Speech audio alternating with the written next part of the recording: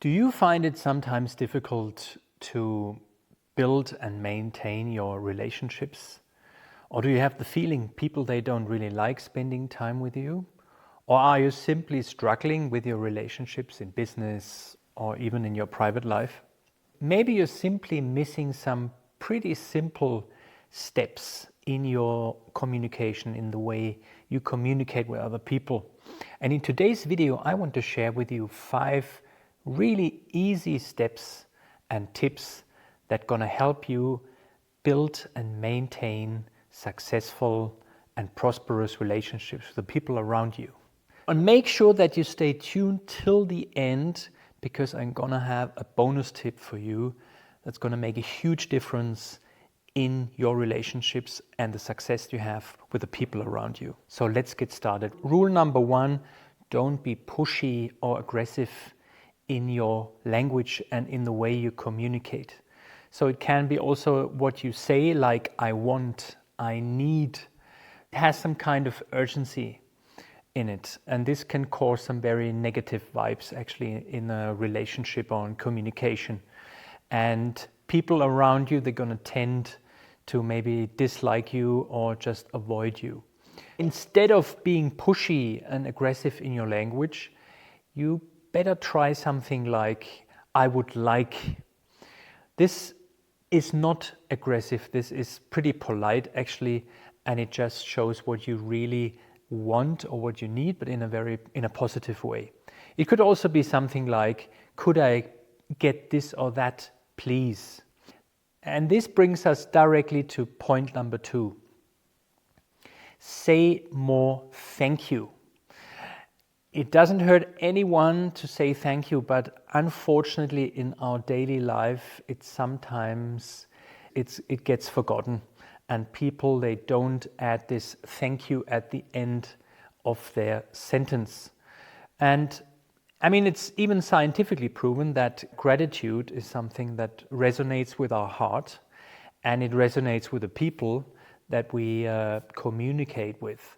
So why don't you try this out and add this thank you when someone does a favor for you. For example, if someone offers you something, or maybe it's a drink, or someone asks you, what can I get you? And you say, I would like this or that. And then you say, thank you. Or it could be someone holds the door open for you. So why don't you say thank you? This will give the people around you a good feeling. They're gonna feel respected. They're gonna feel liked. They're gonna feel seen. And that's something so many people nowadays, they don't have the feeling that the other people, they see them. So give them a good feeling, because this will make you likable, and people will love spending time with you, and they will definitely appreciate and respect you, because they say, hey, this guy or this lady, she's or he's always nice and polite. This will simply make you a more friendly and likable person. So wouldn't you like to be a more likable person? And it doesn't matter who it is with, if it's with your friends, if it is with your family, if it is in your company, with your employees maybe, or your peers. Add this thank you, and it's gonna be a game changer in how people see you and how they interact with you. Rule number 3 is this: please avoid this I know it all attitude. Maybe you know someone like that or in your environment. To be honest, I think nobody likes people or wants to spend time with people that know everything, or they think they know everything, and they want to teach you and be your mentor. I want to show you and lead you in your life, because they know exactly how it works, how life works, or how this machine works, or which way you have to drive, even when you're actually in the driver's seat. This will make you a pretty unpopular person, and people, they certainly won't want to spend time with you unless they have to, maybe in business. But as soon as the door's closed, They will talk about you in a negative way. They will think about you in a negative way. And they definitely don't want to spend any more time with you unless it's necessary. On top, this tends to cause some conflicts, as you can imagine maybe, because they feel like a kid actually when talking to you. And you tell them, you have to do this like this, and this is pretty easy if you do it like that. And, go this way or not that way. They feel like a kid and they have the feeling they're talking to an adult, even though maybe they're older than you or they have more experience than you, or maybe they just feel useless and not respected. So instead of telling them what to do, why don't you ask them and tell them, I get your point and I see the solution, but what would you say? Have you thought about maybe an alternative? Have you thought about maybe doing this not like this, but like that? So you give them the opportunity to decide which solution or which way is the best for themselves. And they can still decide. So you don't decide for them. Nobody wants someone else to decide for us in our life in general, or in business or in sports. It doesn't matter where it is. But you can offer them maybe a solution, but it's up to them to take it. So maybe they say, oh yes, you're right. This is even a better solution, a better way. I think I'm going to do that. That's a completely different story. Or they come to the conclusion, say, well, fair enough, absolutely, but I think I still want to do it that way. And then it's also okay for you, and that's it. So don't give the people around you the feeling you know everything and you have all the solutions for them. Maybe you have some advice, ask them some questions so that they can find their own solution and make their own decisions. That's a big game changer in the way we communicate and in the way we lead. That's going to be a big game changer in your life if you stop being like this know-it-all person and instead ask some questions if they have thought about this or that, and then let the people decide themselves. This brings us to point number 4. Don't demand, but ask instead. Imagine being at home and you telling to your son or your daughter, go and get me the milk out of the fridge. Or maybe it would be better if you said something like, son, could you please get me the milk out of the fridge? Can you hear this? It's a huge difference. And it will make your son, your daughter, or whoever you're talking with feel completely different. In the first case, they feel like, like a slave maybe. In the second case, they feel as a respected and loved human being.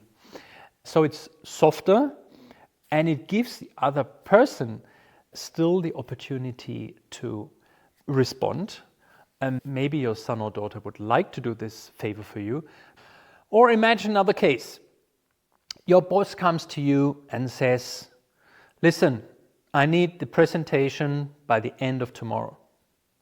Or alternatively, he or she could say, could you please get this presentation done by the end of tomorrow? I would urgently need it. Would that be okay?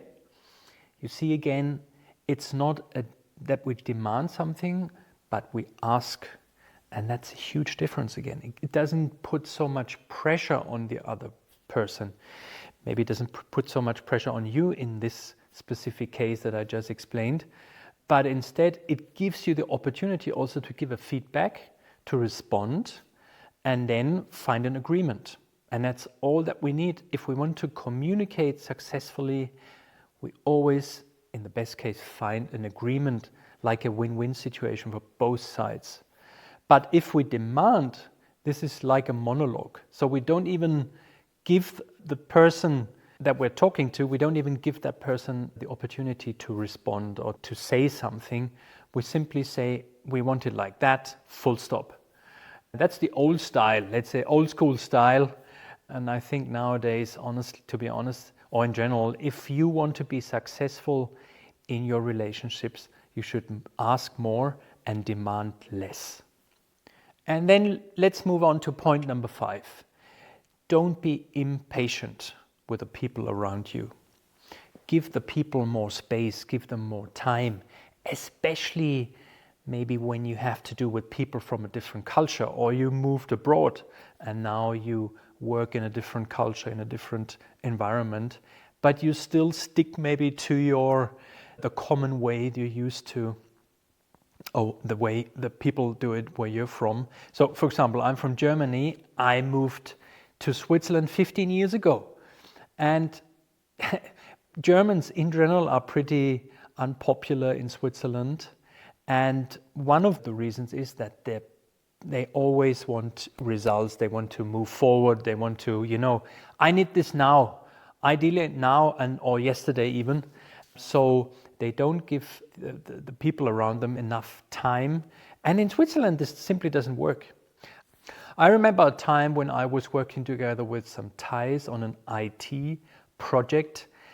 And I really had to learn this at that point, that I wouldn't get impatient and also let them feel my impatience. So because it simply didn't work, and it wouldn't work because it's a completely different culture. So I had to adapt to their speed, to the way they communicate, to the way they responded also to my questions. And I couldn't expect things being done in the manner, in the way maybe it would be like for example, in Germany or in the States. So we always have to be very careful, especially when we're in a different environment.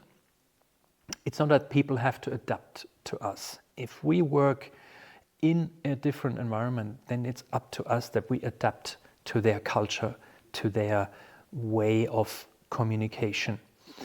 And that makes the trick in the end, if you gonna be successful and have good and prosperous relationships or not. And last but not least, here comes, as I promised, the bonus tip. And that's listen more and talk less. We live in a world where people love hearing themselves talk, but to be a successful communicator and to be a likable person and respected person, you're gonna be much more successful if you tend to listen more and talk less. Simply because when you listen and you really listen and you ask questions, people will feel incredibly valuable. They're going to feel respected by you. They're going to feel seen by you. And they're going to love spending time with you. So ask more questions. Be curious. Try to learn from the people around you. Even if you maybe beforehand have the feeling, well, I don't know what I could talk about with this person. Try it out. Be curious. Be like someone in a laboratory. You always want to find something new. Find something new about this person. Learn something from this person. And you're going to succeed in your communications and have much more successful relationships from now on. So I hope these 5 tips plus the bonus tip, they were helpful for you.